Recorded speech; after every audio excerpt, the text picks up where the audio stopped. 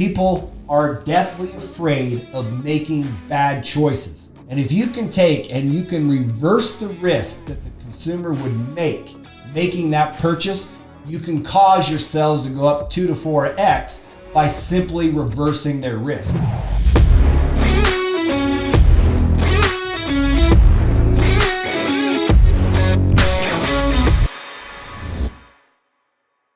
Today we're going to talk about the 5 ethical laws of persuasion I use inside every single sales funnel.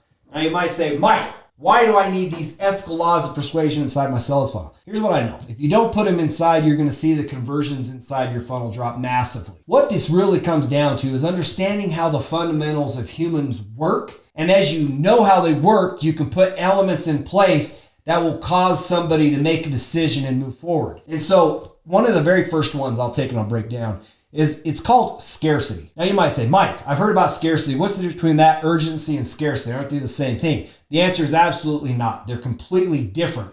And you might say, okay, what exactly is it? What does scarcity do? And why would you want to take and deploy this? What you're referring to is there's a limited availability of a particular product. Okay, this very thing came up. So my friend, he went to an event with Arnold Schwarzenegger. It was a charity event. And when he got there, it was expensive to get inside that place. It was $25,000 for a ticket to get inside there. That's just a plate of food. It was a dinner, okay?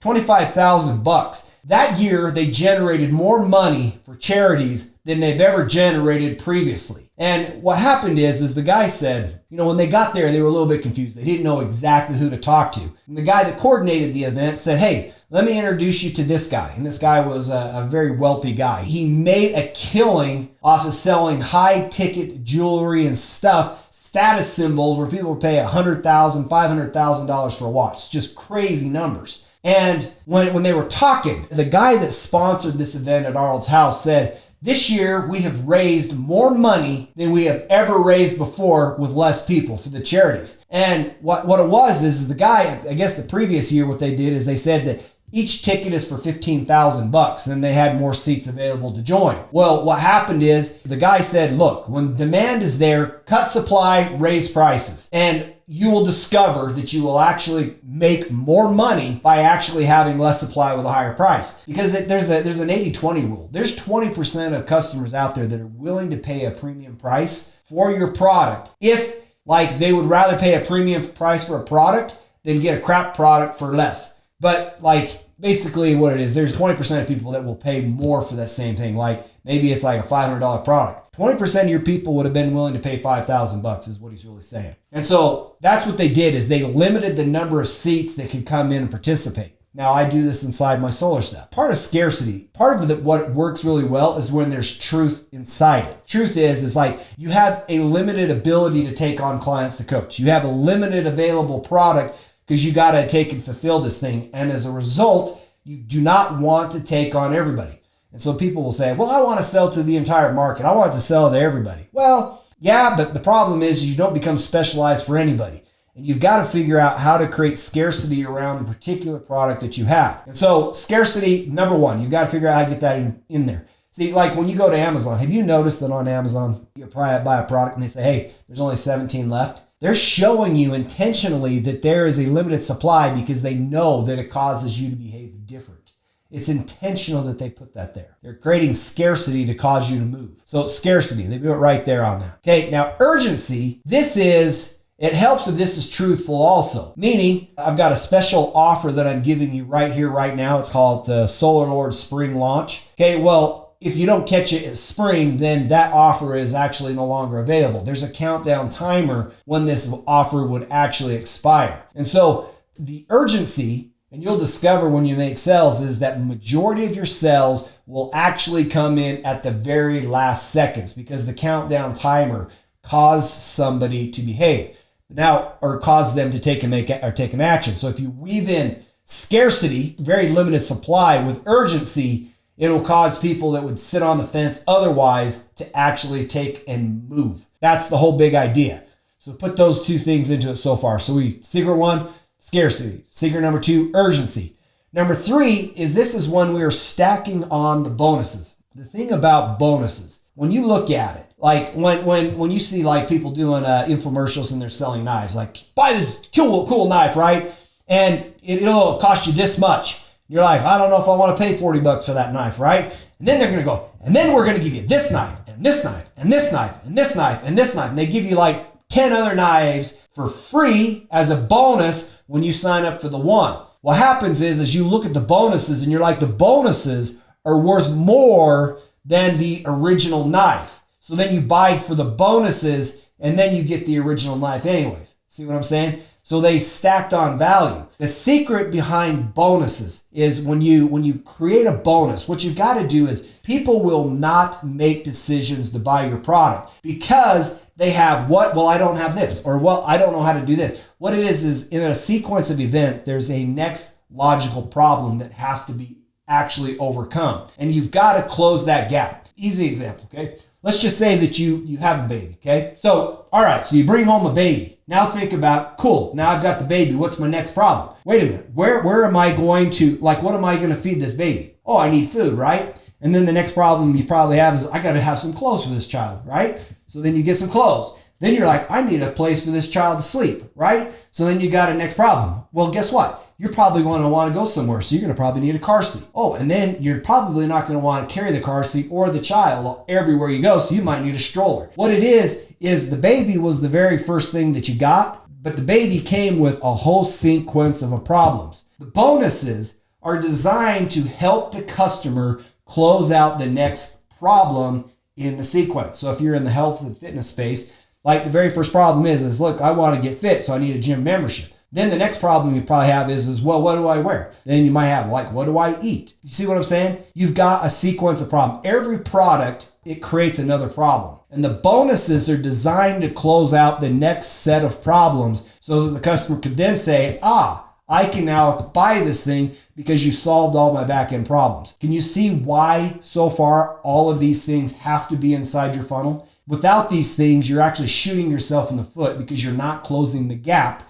in the customer's mind to allow them to take action and move forward. So bonus stacking.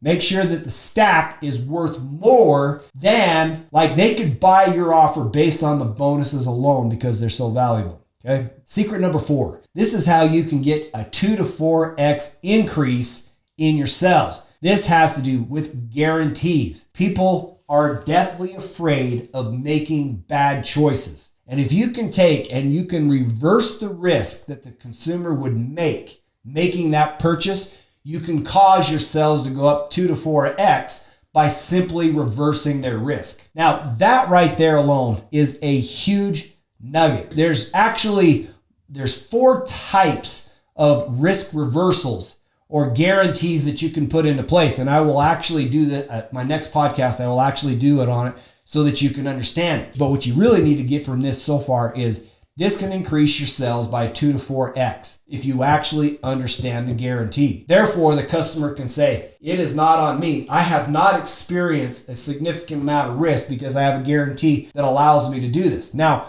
you put guarantees in place when you actually have products that are good and you can perform, okay? And there's 4 different types. I'll go through it on the next podcast. So secret number 5 is you've got to figure out how to give your name a sexy offer. Whatever it is, it's got to cause somebody to move. Something that's like attractive, something that's sexy, something that speaks to your soul and makes you say, I've got to have it, right? It helps if you can weave into it, like Domino's Pizza. They had this crazy cool name. Like, it's like your pizza in 15 minutes or it's free. Guess what that causes people to do? Oh, wow, wait, 15 minutes or it's free? That was a really cool touch line or a sexy name or an offer that they put out there that caused that business to come out of the darkness into full light. That turned that business around. That product, that name, that offer, 15 minutes or less or it's free. You've got FedEx when it positively has to be there. That's a name, that's an offer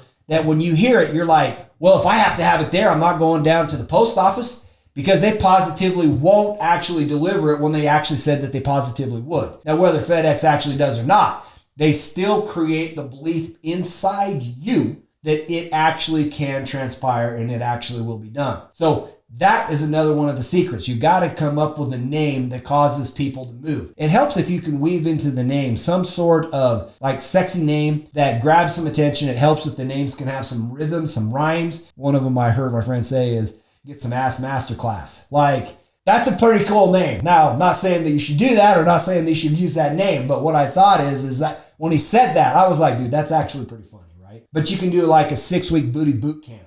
See how you got some rhyming in there? You actually got some duration in there. It helps customers to be able to help visualize the outcome that they will get based on the name. So like when Domino's Pizza said 15 minutes or less, or it's free, you actually had, it created a compelling offer so that you could say, yes, I want that thing. So those right there, those were the 5 ethical laws of persuasion that you have to have inside every one of your funnels. So let's just do a recap. First, number 1 was scarcity. Number 2 was urgency. Then number 3, throw down some bonuses. Number 4, put the guarantees into it. And number 5, give your product a killer freaking name so that people can say, sign me up. I want that thing, okay? So in our next podcast on these guarantees, this is actually important enough that you understand it. The big idea here is to figure out how to structure a guarantee that causes the customer to move, but it doesn't pull tons of risk on your side of the equation. But the guarantees will cause people to make decisions that they would have actually not made had you not done a risk reversal on them. We will talk about that in the next Rags the Richest Secrets, where I'm going to drop some big old value bombs on you. And I will talk to you later.